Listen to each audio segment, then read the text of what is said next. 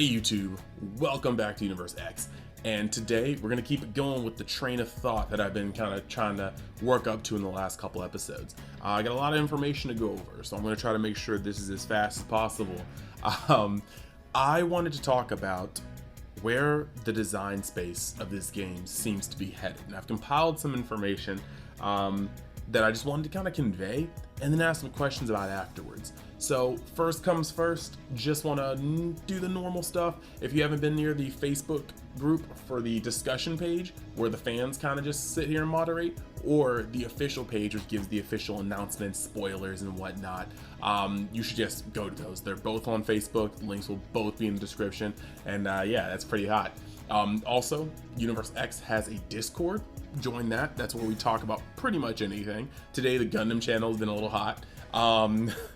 And then you also have my friend and also semi-sponsor, TCGMetalZ. He does a lot of excellent work, always making cool new leader cards, and we're going to be doing something probably a little cool for Nationals. So I am looking forward to that.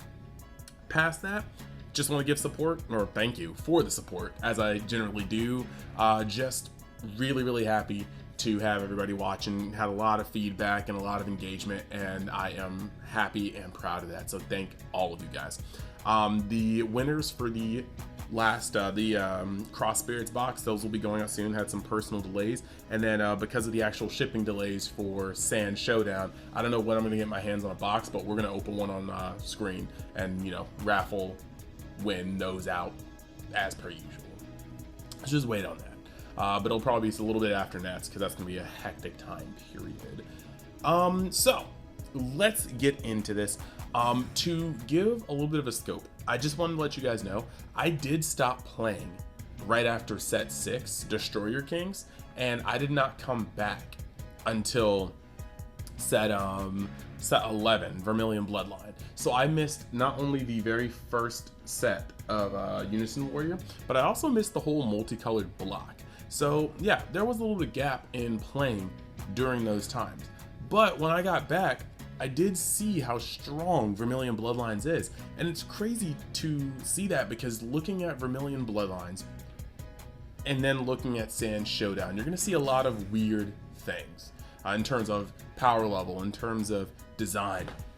So I am going to jump into a quick comparison before asking some of the questions I really want to ask. It is at this point that I just want to say, if you like the content, if you like what we've been doing here, think about going down, hitting that subscribe button, hitting that, you know, just general like button, comment, letting me know your thoughts, because that's actually what really drives me forward. The continued support, the forum for just communication, and the willingness to talk to try to better our game. I don't know what this is. Wow, what is, all right, some anime stuff. So we're gonna jump in and talk about Vermilion Bloodlines. That's set 11. When that came out, the amount of the set that was usable is something that's unparalleled when you look at today's sets, even the past couple sets. I mean, when it came out, you gotta think about it. Outside of the box, you had Gogeta BR being unplayable mechanically just because of its main card preventing you from playing other cards, preventing you from doing anything until the next turn, and you had to tap out to do it. All right, yeah, cool, we're gonna move on. Garlic Jr. Fun locals deck, just didn't have the gas, cards were coming out way too late. And then you had the SS4 Son Goku, who was a generically good black leader, but at the time, Vegex existed, and then soon to be Dark Broly. So you really couldn't sit here and realistically play Son Goku over those cards. Then you get two leaders that were good, but not well positioned in the format. One being Icarus Gohan. Yellow at that very moment was kind of not the move. You were playing Sin Shinron, or you were just really not playing yellow at that point. And then you have SS4 Vegeta, which was a powerful deck on its own. However, it didn't help that it just didn't have the traction. It was either getting ran over by some of the decks we're about to talk about, or if you play Dark Broly, they could put up a 30k blocker that would forever just pretty much negate your ability to ever get your ramp effect. Welcome into a vanilla leader. But out of that set, out of 10 different leaders, you then had 6 of them that immediately made an impact. Broly BR with its promo was cancerous. Baby, while it wasn't at full power just because the format was still getting defined and a control deck always needs a defined format to understand how to prey upon it, it was still a good deck. Like, you could still use it to good effect. Green Gotenks, with the help of the expansion sets, was the best deck coming out of the box in the format if you could not get your hands on the Broly TPs. Majin Vegeta, if you can get your hand on the one-drop TPs, had excellent burst potential, allowing you to drop Cell Xeno as early as turn 2. Like, it was very, very strong when it high rolled. And then you also had Debro, which at that point was kind of a dark horse, didn't have everything it needed to do well, but still had some mechanics that allowed you to push through things. I went to my first case tournament after coming off of all those sets of not playing with Debro, and actually had a positive record. Only really losing to Blue because Blue has Prospect, and there was no real way around Blue's defenses at that point. So for Black at least. Now you look at the secret rares that came out in that set. Xeno Vegito was a miss. It was a unison. You had to play it on like 4 or 5 and then had to get to the next turn without it taking any damage. It was a miss. However, SS4 Broly was able to top end Red Broly for a while until they realized they didn't need it. And it's still a card that can be used now, and every time they print a red card, well, a red sand with 35 or more. So there's going to be a lot of cool things you can still do with it. There are cards in the future that can use it. Like, even in this set, there were cards that can use it. But then you also had the almighty Baby Hatch. And Baby Hatch is, till this day, the best blue secret rare. It's the only secret rare in the game that can just be like, hey, look, you're not dying this turn, no matter what. So, hey. And that's actually really, really cool. I mean, I guess unless you got burned out, but some burn requires you to attack, so not even. Point is, the power level of Vermilion Bloodlines was high. And seeing as that Vermilion Bloodlines is one set off of, you know, just the original Unison Warrior, which, from what I heard, shook up the game just a little bit. And then you have, right before then, you had Universal Onslaught, which brought you some of the most busted secret rares in the game, along with things like Cell Surge, Invoker. So it just seemed like the power level was kind of steady on. Next, we're going to move on to Vicious Rejuvenation. Vicious Rejuvenation was more of a 50-50 split. In the decks I consider non-factors, you had Paikuhan came in dead on arrival. Janemba deck came in dead on arrival. The Janemba cards were better than the actual Janemba deck. You just take out the ball package. Lord Slug, pretty dead on arrival, was troll deck. Yellow Frieza, dead on arrival. It's also a troll deck. Like, Amani can tell you all about that. Shroom and Salsa. It was just a discombobulated mess. So you had those. Now in the kind of can do work tier, but not exactly optimal, you had Whis and you had Turles. They both had moves, but they weren't necessarily the best moves, and there was not a lot of reason to run them over certain other things. Now, you're going to step into Limelight though. Launch was a combo fiend and could use Piccolo Eradicator of Peace better than any deck that has used it before. So that instantaneously was a good vibe. King Piccolo, very, very aggressive deck with one of the best blockers in the game, access to Violent Rays. It too was a threat. Once people realized it was a threat, it took a little bit for people to catch on, but once they realized it was a threat, yeah. Xeno Gogeta, same way. The deck had moves. Now, granted, Xeno Gogeta would need some promos as well to come to the point where it is now, where it was maybe a couple months ago. But Xeno Gogeta came out with some promise. The cards had some synergy. Then with the final reprint and reboot of Mecha Frieza, you have the rounded out kind of thing. Vicious Rejuvenation came with essentially 4 good leaders and archetypes, and then you were able to kind of look at the rest of that milling map. So it was kind of weird. It was a very, very 50-50 split, and people felt it. Now, at the time when Turles first came out, people kind of felt like Turles was maybe like considerably better, and so maybe it seemed like a little more usable than not usable, but it still kind of felt like, that was odd. Now, when you look at the secret rares, you got Kai, which is amazing. Really, really good. You got Janemba, Abu Janemba Absorbed, which could counter attack, which is actually great in green. It's the fact they didn't have. And you have Paikuhan, which is dead on arrival because Baby Hatch cannot be just upturned like that. Now, when you look at these, the archetypes, yes, kind of going downhill on a good chunk of them. However, the SCRs, there was a stark contrast from Onslaught, you know? These SCRs aren't ending games. SS4 Broly could do some things, but it was susceptible to a lot. Paikuhan, we're not even gonna talk about that one. They replaced the cards that it ripped. It was like fair.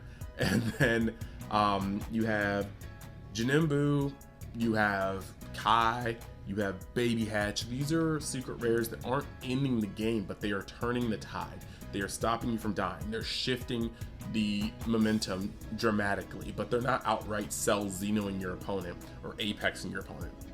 I think this is very, very intentional of Bandai to not have one card game winners. However, momentum burners are definitely really, really cool. And I think that's the way secret rares should be. I don't think you should have an almighty card where it's like, oh, I saw this card so I won, versus I didn't see this card so I lost. You can still get Kai'd and win. It's gonna hurt, but you can still do that. There are better counters in the game, but in green, you know, if they're going for game and you get Jinimbu'd, like, oof, like that's some roughness. And I think that's actually pretty cool. But we're gonna start going on past Vicious Rejuvenation and seeing kind of another slope, you dig? So next we're gonna get into Supreme Rivalry. And this is where things are gonna be kind of very weird, all right? You're gonna look at, I'm gonna start off with the bad, okay? And I'm sorry if I offend anybody, but Red Bardock couldn't keep a hand if his life depended on it. It's reverse hand destruction. You destroy your own hand for Weenie Rush. You've got Sun Gohan. As much as I wanted to love that deck, like I got a Baby Hatch, I got the entire blue core just to realize that this deck was not messing with Mecha Frieza in the least, and even Debro struggled on. Blue Bojack. Are we just gonna, I'm not gonna give any time to that. Chill. Alright. Yellow Sun Gohan, which is a Trunks deck in disguise. Cool, but it was very linear, and if anybody had barrier remover or removal through barrier, your cards were just toast. The entire line you just built up was toast. Android 17 and 18 focused completely on skillless cards, but there weren't enough cards that made things skillless and did something else at the same time. There were cards that made things skillless, there were cards that acted off of that. And so if you can't get your A's and your B's in the correct order, it's not just about getting A and B. You have to get A and B, you have to use A and B. It's costly, and you have to sequence it, and it's a lot of moving pieces. Hurts. Yeah, that's more than half the set. That is more than half the set in the trash can. Then you move over to Supreme Kai and Mecha Gabora. Okay. So you have Supreme Kai and Mecha Gabora. I put these in the question mark tier because people have seen a little success with them, okay? My homie Daryl won store championship with Supreme Kai in the format. When it goes off, it can go off, and it's very aggressive. My friend Amani was also testing Supreme Kai for quite some time before he decided to put it down because he likes winning. So Mecha. And then you have Mecha Gabora, which has a lot of cute interactions, but kind of a really one-shot gun it leader like trump card, and it's a little weird. But even now, like, it's still got all those interactions, but I'm not sure if that lasts 8 rounds in a tournament. We gotta see. But then on the good, to a lesser extent, you have King Cold. I think that the deck is definitely good, but it's not like busted, it's not top of the crop, it's just good. And then you had King Vegeta, a deck that in mid-range or aggro form was devastating, and it had to get nerfed by Bandai themselves. You go to the SCR slot, and then for the first time in quite a few sets, all 3 SCRs were very mid, and you don't know whether or not you even want to play these SCRs over any other ones, and that's Sin Shenron, Xeno Sin Shenron, SS3 Gohanks, and Robelu. Robelu did a lot in terms if you had thick overwhelms, but you had to build your deck around overwhelms, so there's not too many decks that can be played with. It's susceptible to removals, susceptible to counterplay, and on top of that, it wasn't blowing up an entire field, including unisons like Kai. SS3 Gohanks, it's a unison. You have to get rid of your unison to play it. You can only use one of them, and once again, it wasn't Kai blowing up the field. Then you got Sin Shenron. It can tap down a lot of stuff, but you know, chances are if you're playing yellow, you're already tapping stuff incessantly. And so the card to play was more Kai because it had field destruction, which you didn't have. Every secret rare release in the set was not better than Kai, and that made it very, very hard to play any of these over any card like Kai. Then moving over, you're going into Cross Spirits, okay? And Cross Spirits is sitting here with bad archetypes, Trunks, Rudigarn, which is an excellent leader card, but didn't have a good archetype. Videl does a lot, but when you have those 10k leaders, you have to make them relevant, and I don't think Videl had enough to do that. Super 17, whole bunch of effects going off, not a lot happening. Xeno Sin Shenron, again, a whole lot of effects going off, not enough happening. I mean, hopefully that changes. Somebody has the magic build, you let me know, but I've been trying to tinker around with that. You get to the questionable tier, and you got my boy Gohan. I mean, he can do some work, but there's a leader that essentially does his deck, except in a slightly different but better way. You've got Jiren, again questionable. The deck can swarm, but the deck has barely any recovery and is susceptible to every piece of removal under the sun. You've got Boo, very, very aggressive deck, lots of cool interactions, but once again, in the face of things like Gohan Icarus, in the face of things like Mecha, there weren't really a lot of reasons to play a deck like Boo. You got Super Saiyan 4 Goku, excellent leader, terrible archetype. Once again, yeah, it's like these are just, some of these things feel so half-baked. They come out and you put them together and you just kind of wonder how. You've got Vegeta from the starter deck really being the only valid leader to come out of that set that just, wow, the leader and the deck just go hard. Now you have Reboot Mass Sam, but that falls into a tier of like questionable to sometimes even bad in my opinion. Now with SERs, you had Kibito Kai, which was the only, well, Majin Buu Kibito Kai Zord, the only Unison stealer in the game, kind of wonderful. You have Super 17, which is the Bloodlust, and a crit, which is arguably, it's pretty cool. It's a really good secret rare for yellow. And then you have Goku and Frieza, which is a collector's item and actually almost unplayable. Yeah, there's not really much to say about that. I don't know why this card doesn't have deflect. I don't know like why this card like, bruh. So it's kind of weird. So then you get to Saiyan Showdown, where essentially Monkey Gohan is the only leader I'd say sits at a level of power that can play with the rest of the class. And then the rest of the leaders fall into questionable and or bad, and more of them bad than questionable. So the trend is that design is getting weaker and weaker and weaker. And the problem I have with this is that in a card game, generally power creep is something that escalates. Your cards need to be better and better because this is how you make new cards worth anything and your old cards worth less. There is a time where you'd want to buy a case of things. Cases of Vermilion Bloodlines went off the shelf. Cases of Vicious Rejuvenation off the shelves because of Kai and whatnot. But nobody's even really trying to buy many cases of Saiyan Showdown. I've heard less and less clamor on it, and it's kind of alarming. And I think it's because like when archetypes are good as a whole, you want to buy the boxes, you want to buy the cases, you want to be able to get everything. Cases will ensure that you get all the secret rares for the most part, the chase cards. It'll also ensure you that if you want to build an archetype, you're going to get it. So when less archetypes are good and the secret rares are very mid, you're going to start getting less and less chances for people to want to buy these boxes. Both, and the collectors, yes, the collectors can want to just collect, but even with the collectors, sometimes having that monetary value is where it's at. When a secret rare is both hot in style and playability, not only do players want it, but collectors want it. Collectors will open cases. If they pull two of the same secret rares, they can go slate one, they can sell the other one. They can hold the other one if they sell it later. You know, that's gonna get us into case tournaments, more prizing, more sealed product buying. It's just the things that we actually need as both players and consumers. I feel like the company design-wise may be a little afraid to break things, but you have two options, literally two options when you're going along this route.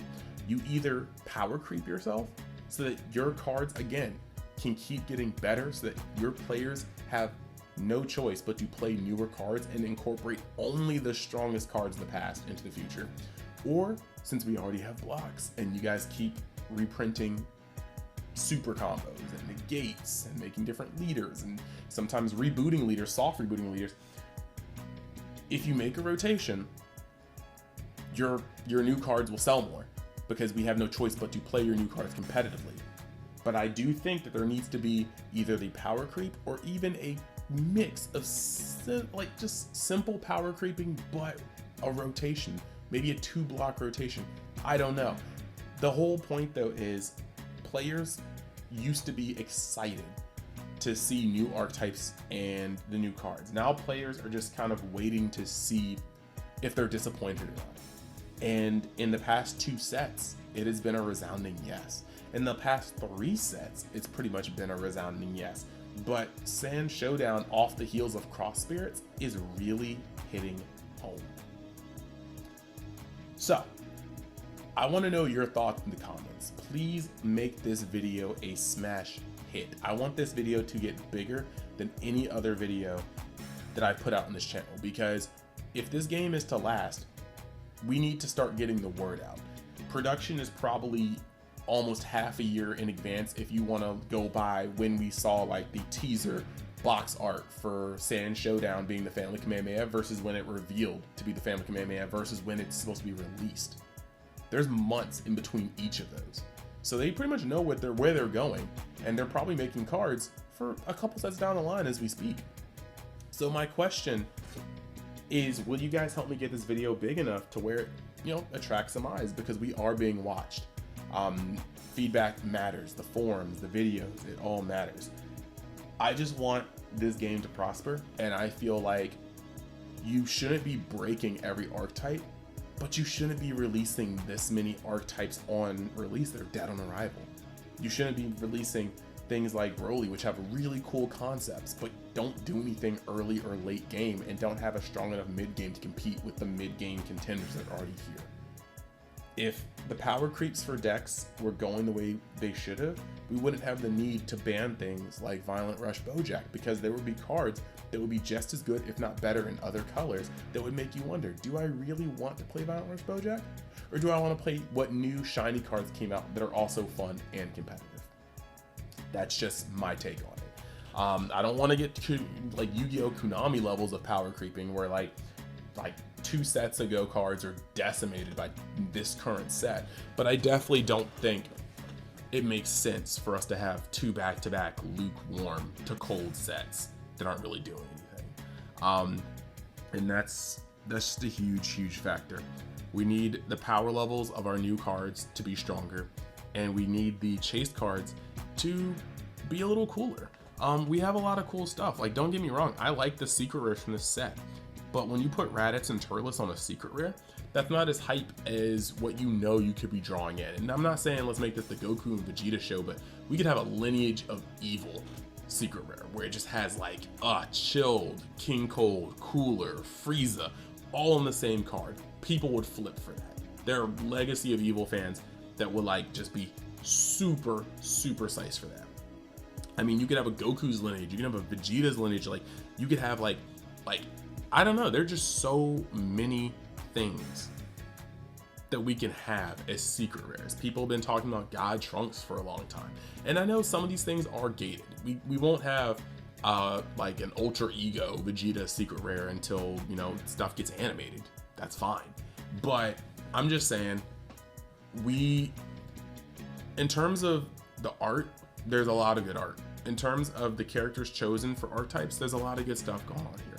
It's just mechanically, if we want to be able to keep up competitively with these games around us, these other games, we have to start seeing the design go in a place where we actually want to play the new cards. And that's not going to harm the collectors. The collectors will buy cases to collect regardless, but what it will do is better cards make more valuable archetypes. More valuable archetypes make valuable boxes. Valuable boxes make valuable cases, and if the case is valuable, everybody's winning. The collectors as well as the competitive players. And everything has resale value, but the sealed product weighs more. So that was my point. Like I said, let me know in the comments what you guys are thinking about what I had to put down today. And I hope you guys like the content. If you do, please hit that subscribe button. And I will see you next time you decide to join Universe X.